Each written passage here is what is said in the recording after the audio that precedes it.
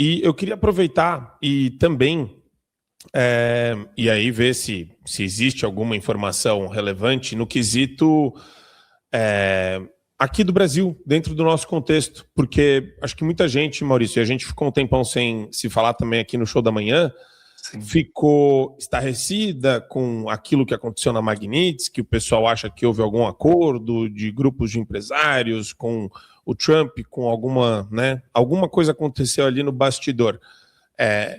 Os Estados Unidos continuam olhando para o Brasil, você enxerga isso pelo Departamento de Estado, você vê que existe ainda algum interesse ativo em termos de sanção? Porque se a gente estava falando de sanção secundária no final do ano passado, hoje a gente não está falando de sanção nenhuma, de zerar a questão com relação ao nosso judiciário. Vai ter os 25% aí de tarifas para países que façam negócios com o Irã, não é isso?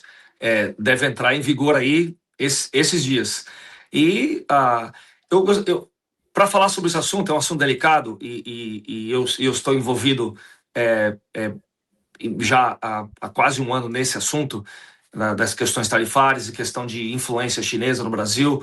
Tem aí uma investigação no Congresso americano, o senador Tom Cotton é chair do Comitê de Inteligência, sobre qual é a influência da China no agronegócio brasileiro. Eu estou envolvido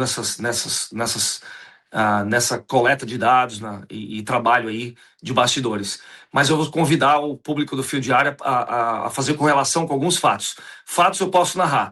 O que realmente está acontecendo, infelizmente, eu não vou poder comentar. Mas percebam, quando você tem a retirada do Magnitsky, você tem movimentação financeira, certo?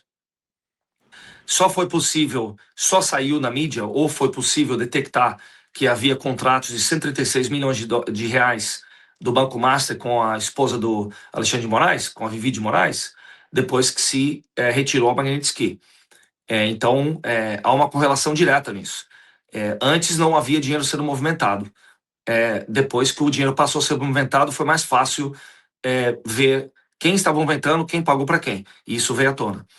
Depois que abriu-se uma investigação federal aqui por formação de cartel e manipulação de preço contra a JBS, isso foi dia 7 de novembro, no dia 23 de novembro você tem esses empresários indo até a Venezuela.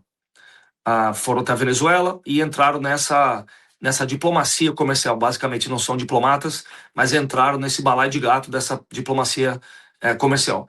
Percebam que logo depois disso, a Globo, a CNN, a Band começaram a bater muito forte no Alexandre de Moraes. E o Estadão também, basicamente pedindo a retirada do Alexandre de Moraes.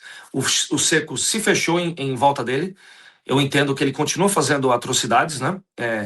Continua fazendo violações de direitos humanos, mas a situação que era antes com o Magnitsky, que nada se movia, nada se movimentava, o Congresso não se movimentava e não se movimenta até hoje. Por quê? Porque eles são reféns de um sistema tirano judicial, mas hoje você tem a imprensa tomou um lado, a imprensa tomou o lado do empresariado no Brasil. É questão, sim, de tempo para a coisa piorar cada vez mais. Você tem aí o Toffoli, que foi sugado para dentro desse escândalo todo.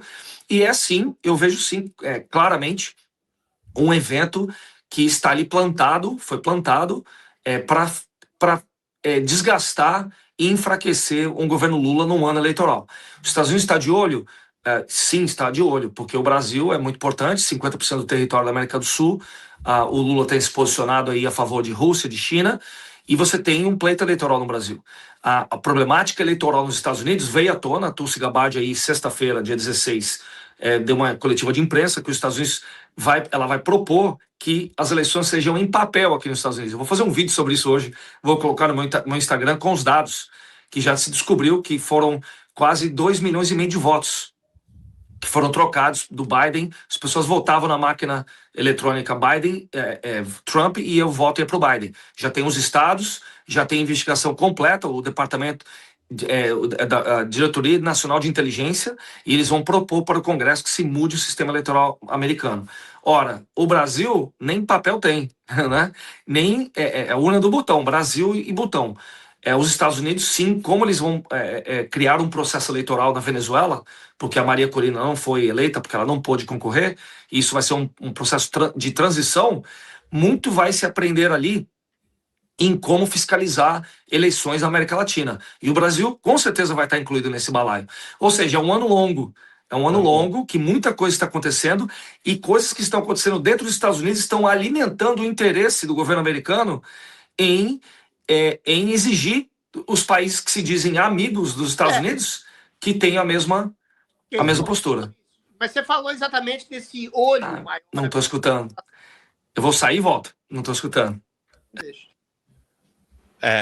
Vamos lá. Nossa, tá todo bugado o StreamYard também. Mas, Adriles, pode falar, pode dar continuidade ao que você ia falar. Não, eu ia exatamente questioná-lo em relação à posição da possibilidade de uma ação americana em relação ao Brasil. Você acaba de tirar Magnitsky para uma negociação de terras raras, ou sei lá o quê, aí você tem um escândalo de 130 milhões, ou seja, está escutando agora, Maurício? Estou escutando. Não, a minha pergunta é exatamente no sentido daquilo que você falou. Você tem uma percepção maior americana em relação ao que está acontecendo nos Estados Unidos, né?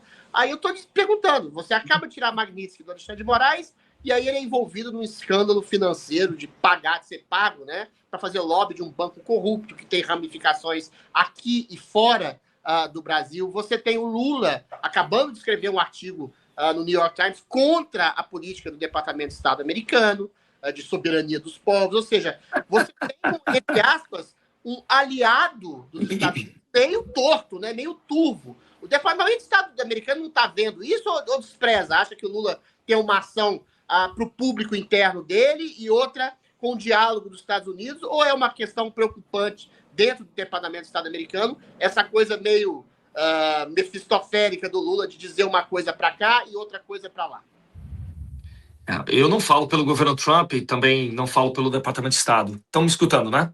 Perfeito. Então, eu não falo por eles, mas a minha observação, que fica claro aqui, o Lula não é nada mais, nada menos que um outro ditadorzinho na América do Sul, como o Maduro.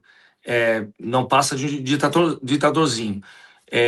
As ações dele, com certeza, falam mais do que as palavras dele, as ações dele. Os Estados Unidos vê esse engajamento com o governo Lula, um engajamento necessário, e não tem amizade aqui, só tem interesse.